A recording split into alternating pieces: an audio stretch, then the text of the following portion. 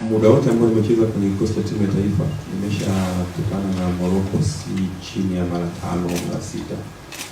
Nadhani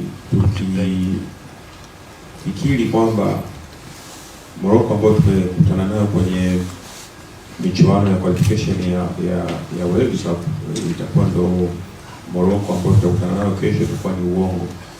Nadhani hizi ni timu kubwa, zina wachezaji wakubwa ambao wanabadilika kadri siku zinavyokwenda na mechi by mechi.